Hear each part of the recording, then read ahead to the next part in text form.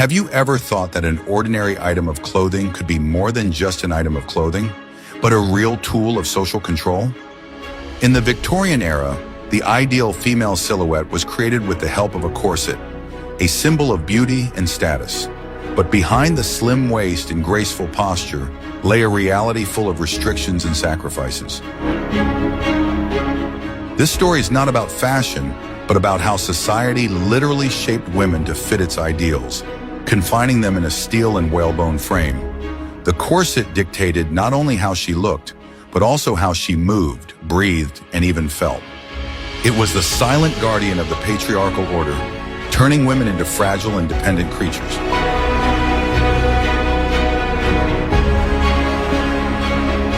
Watch this video to the end to find out how doctors tried to combat this fashion epidemic and what social upheavals ultimately freed women from the captivity of deadly beauty.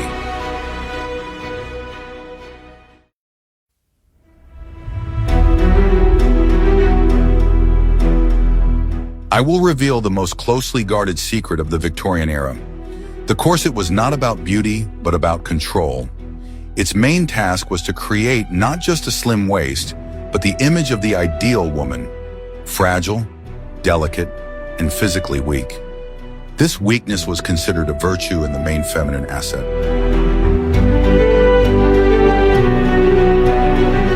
The corset physically restricted movement, making it impossible to bend sharply, run fast, or engage in any other activity. Thus, it literally forced women to be slow and passive, which were considered signs of good breeding. A woman in a corset was a living illustration of her status. She did not need to work, she was a decoration for the home. This ideology was imposed from childhood, when girls began to train their figures with the help of children's versions of corsets. From an early age, their bodies were accustomed to an unnatural shape, preparing them for the role of future wives and mothers, whose sphere of activity was limited to the living room.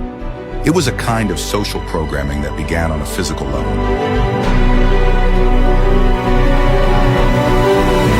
The very structure of the corset, with its rigid steel and whalebone plates, created a feeling of constant restraint.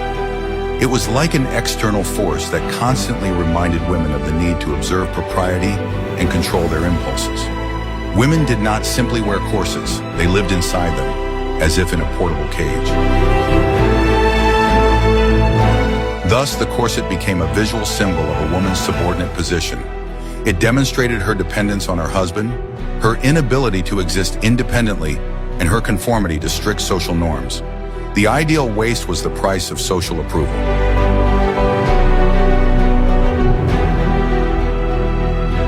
It created the illusion of natural fragility, although in reality, this fragility was the result of artificial deformation. Society admired paleness and a tendency to faint, unaware that these were direct consequences of wearing a tightly laced corset.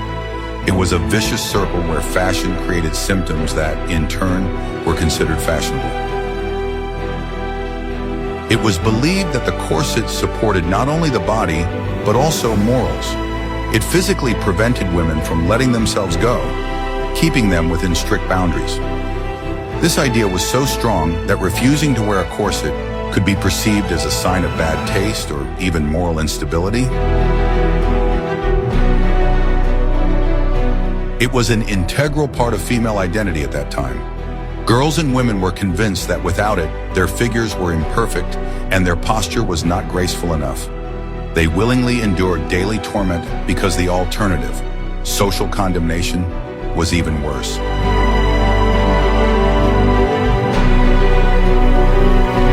Interestingly, men at the same time wore loose and comfortable clothing that did not restrict their movements. This clearly demonstrated the gender division of roles. Men as active agents, women as passive objects of contemplation. The corset was the physical embodiment of this inequality.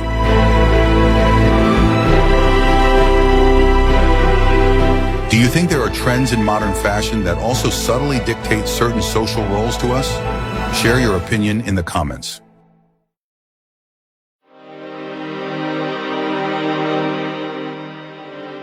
Are you ready to learn the truth about how the ideal silhouette was created?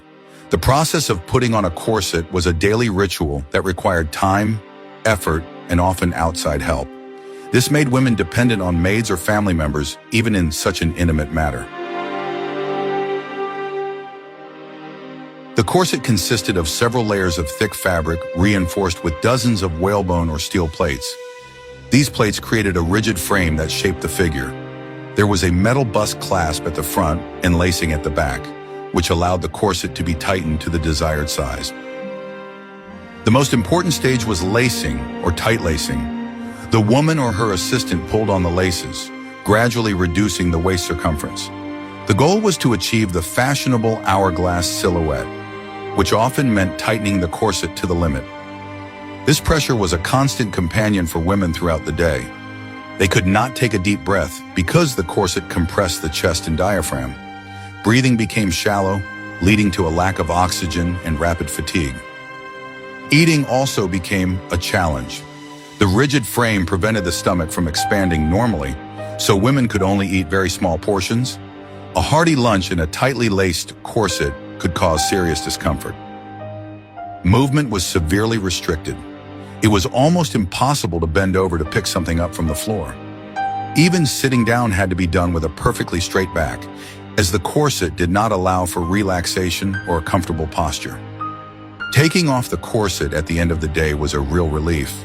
The body, freed from its shackles, experienced mixed feelings.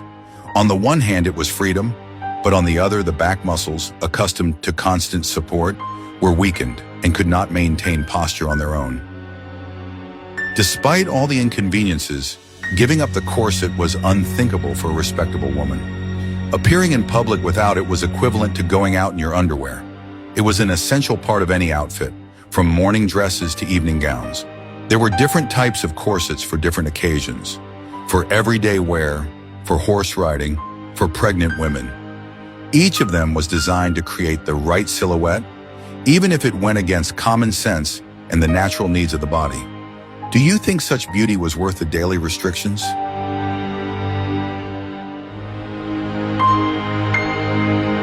But what if I told you that the corset affected not only the body, but also the mind of women? In the next chapter, we will reveal how this item of clothing changed their perception of the world.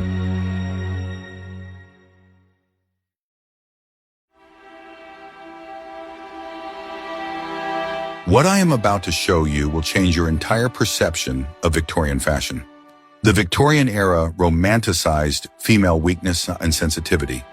The ideal lady was supposed to be gentle, emotional, and prone to fainting.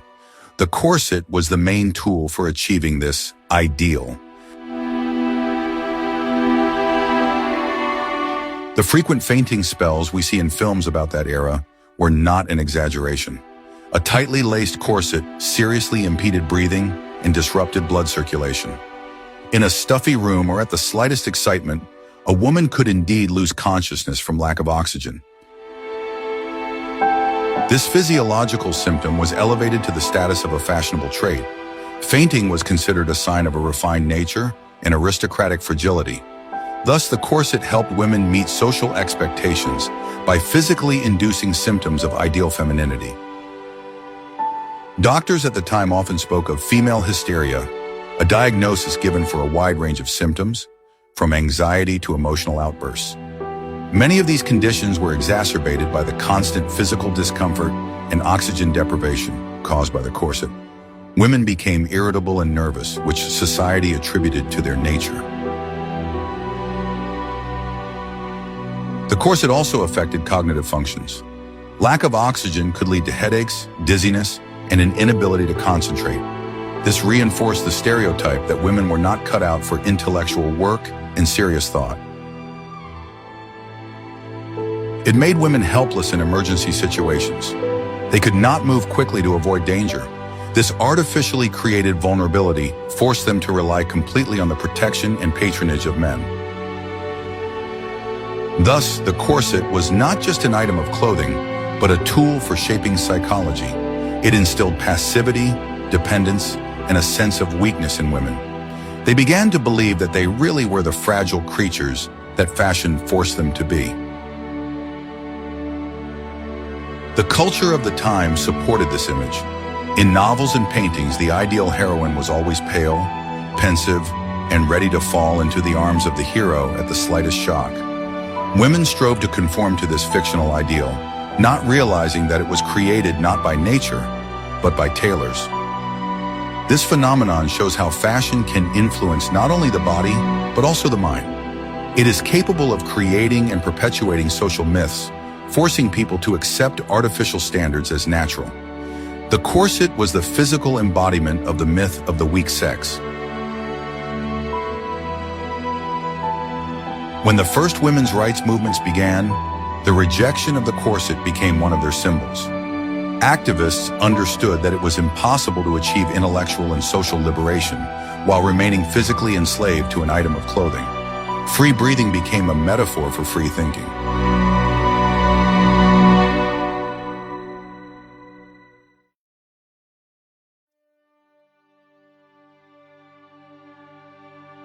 What if everything you were taught about Victorian women is untrue? Contrary to popular belief, not everyone in the Victorian era silently accepted the tyranny of the corset. Doctors and reformers actively opposed it, seeing it as a threat to the health of the nation. Medical journals of the time were full of articles describing the negative effects of wearing a corset. Doctors sounded the alarm, pointing out that tight lacing led to deformation of the rib cage. This was visible even to the naked eye when examining patients. They described how constant pressure displaced internal organs from their natural position. The liver, stomach, and intestines were compressed and shifted downward, leading to chronic digestive problems. These changes were irreversible and lasted a lifetime. Of particular concern was the impact of corsets on reproductive function. Doctors claimed that pelvic deformation and pressure on internal organs could seriously complicate future childbirth. They directly linked high maternal and infant mortality rates to this fashion practice. Cartoonists also got in on the act. Popular magazines featured satirical images mocking the absurdity of the fashion. They showed women's skeletons comically bent and their internal organs jumbled up, clearly demonstrating the harm caused by corsets. Some doctors tried to invent healthy alternatives. They offered corsets with elastic inserts or models that would support posture without compressing vital organs. However, these attempts were not very successful, as they did not allow for an extremely thin waist. Despite all the warnings, most women ignored the doctor's advice. Fashion and social pressure proved stronger than medical arguments. Being beautiful by the standards of the time was more important than being healthy. Women often hid the tightness of their corsets from doctors. They perceived criticism as an infringement on their right to be attractive. Many sincerely believed that the harm caused by corsets was greatly exaggerated. This conflict between doctors and fashion shows how difficult it is to fight entrenched social norms. Even the most logical and scientifically sound arguments can be powerless in the face of the desire to conform to ideals of beauty. Why do you think women continue to wear corsets despite doctors' warnings? In the next chapter, you will learn how corsets determined every step a woman took, from climbing stairs to simply eating dinner.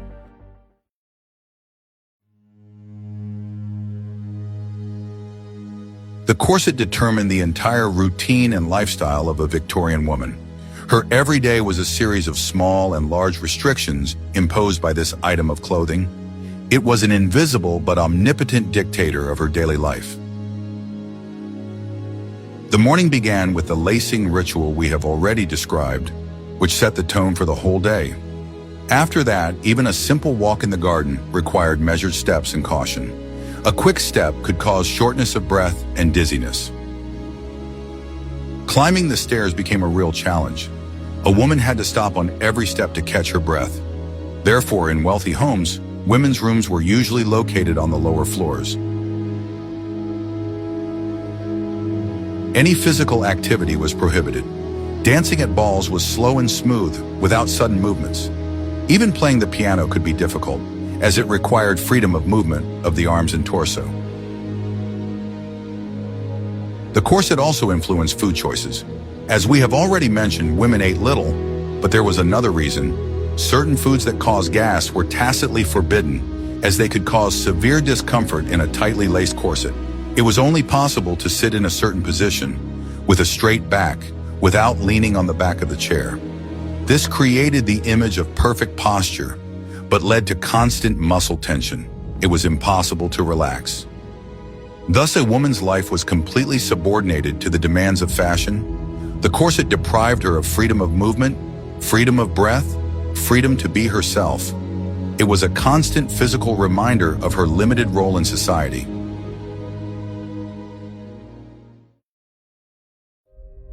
The secret that women paid for with their health was social status.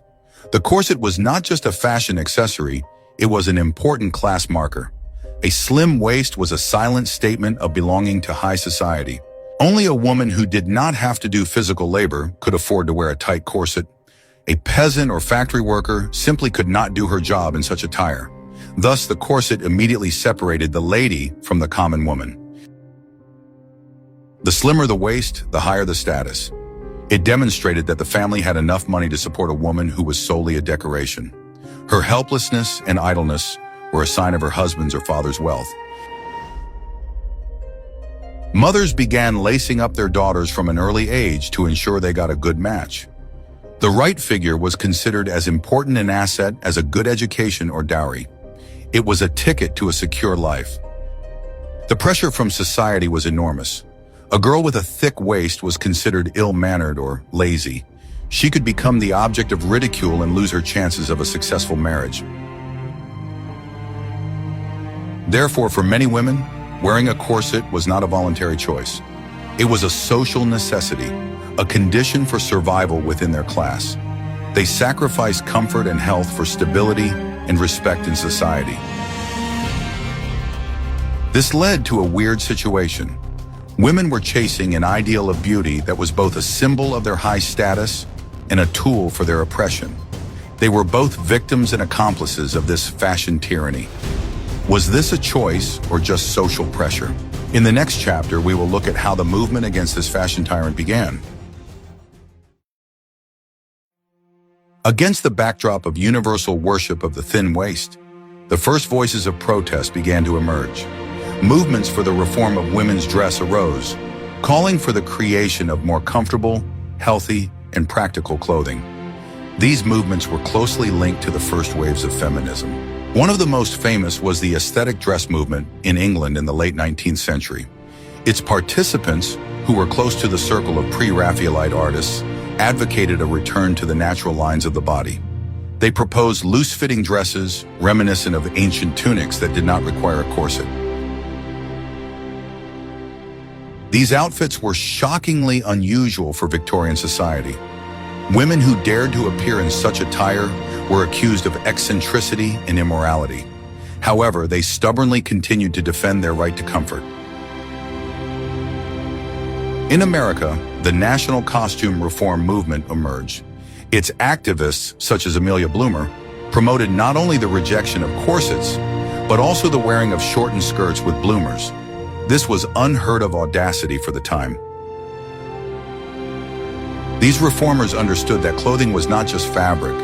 They saw corsets and long skirts as symbols of female slavery. They argued that women could not be intellectually and spiritually free while their bodies were shackled by fashion. In 1881, the Society for Rational Dress was founded in London. Its manifesto stated that clothing should not constrict any part of the body or hinder movement. The society held lectures and exhibitions in an attempt to convey its ideas to the general public. Although these movements failed to completely change the fashion of their time, they sowed the seeds of doubt. They forced society to talk about an issue that had previously been ignored. This was the prelude to a future revolution in women's clothing. The real blow to the ideology of the corset came from something unexpected: sports. At the end of the 19th century, women from the upper and middle classes began to actively engage in various sports. This new hobby proved to be completely incompatible with traditional clothing. One of the main liberators was the bicycle. The popularity of cycling grew at an incredible rate. However, riding a bicycle in a long skirt in a tight corset was not only uncomfortable but also dangerous. Female cyclists needed more practical clothing. Special outfits with wide trousers and shortened skirts appeared. Most importantly, cycling required free breathing, which made tight corsets impossible. Another popular sport was tennis. The game required quick movements, jumps, and sharp turns. Women who took to the court quickly realized that corsets prevented them from playing and winning. A special, looser form of clothing was also developed for tennis. It was still quite conservative by modern standards, but it already implied a rejection of the most rigid corset models. So-called sports corsets appeared, which were more flexible and shorter. These new activities changed not only clothing, but also the perception of the female body itself. The ideal was no longer a fragile and passive lady, but a healthy, strong, and energetic woman. A tan, which was previously considered a sign of low birth, became associated with sports and health. The new active woman demanded new, free clothing. Fashion was forced to adapt to the changing lifestyle. The era of deadly beauty was coming to its logical conclusion. Despite all the arguments, many continued to doubt the harmfulness of corsets, considering the warnings of doctors to be exaggerated. The decisive blow to the defenders of the corset was dealt by a scientific discovery made in 1895. German physicist Wilhelm Conrad Röntgen discovered rays capable of penetrating the human body. The invention of the X-ray machine was a real revolution in medicine. For the first time, doctors were able to see what was happening inside a living person without resorting to surgery. And one of the first subjects of their research was women in corsets. X-ray images clearly and impartially demonstrated what doctors had been talking about for decades. The photographs clearly showed how the rigid frame of the corset deformed the ribs, literally pushing them inward. It was irrefutable evidence. Even more shocking were the images of internal organs. Doctors and their patients could see with their own eyes how the liver and stomach were compressed and displaced from their natural positions. The picture was so convincing that it required no further comment. These images began to be published in medical and even popular magazines. They became a powerful weapon in the hands of clothing reformers. Now they could not only talk about the harm of corsets, but also demonstrate it with scientific accuracy. For many women, seeing such an image was a real shock. It is one thing to listen to the abstract arguments of doctors, but quite another to see a clear picture of what a corset does to their own bodies. This caused many to reconsider their attitude towards fashion. Thus, a scientific breakthrough in physics had a direct impact on women's fashion. It was the final nail in the coffin of the Victorian ideal of beauty, proving that true beauty cannot exist without health. The final rejection of the corset came at the beginning of the 20th century and was linked to global social and economic upheavals. The old world was collapsing, and with it, its ideals and symbols were becoming a thing of the past. The woman of the new century demanded new clothing. World War I played a huge role in this. While the men were at the front, women took their places in factories, plants, and hospitals. They performed heavy physical labor that was unthinkable in a corset. The governments of the warring countries even called on women to hand in their corsets for scrap metal for the needs of the military industry. In America alone, enough metal was collected in this way to build 2 warships. The corset became unfashionable and unpatriotic. After the war, women did not want to return to their old lives and old clothes. They had acquired a taste for independence and economic freedom. Their role in society had changed, and fashion followed these changes. In the Roaring '20s, a completely new silhouette came into fashion. The ideal was no longer a fragile lady with a thin waist, but a sporty teenage girl with a short haircut. Curvy figures went out of fashion, and the corset was replaced by a bra that did not constrict but supported. Dresses became short, straight, and loose, allowing for freedom of movement. These were clothes for a new, active life filled with dancing, cars, and work.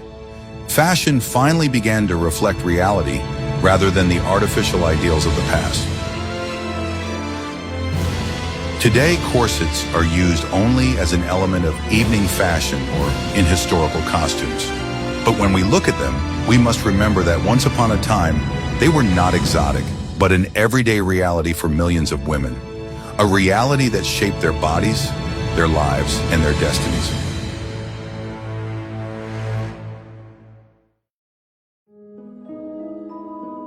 We can see that the history of the corset is not just a chapter in a fashion textbook. It is a complex social phenomenon in which ideas about beauty, class status, and gender roles are intertwined. It was both a symbol of elegance and an instrument of oppression, the physical embodiment of the framework in which society tried to place women. The path to liberation from this deadly beauty was long and difficult. It required the courage of female reformers, scientific discoveries, and global social upheavals. This story teaches us to be critical of any standards of beauty and to remember that fashion should not require sacrifice. What other topics from the history of fashion or social phenomena of the past would you like to explore on our channel? Share your ideas in the comments. And don't forget to subscribe so you don't miss out on new exciting research.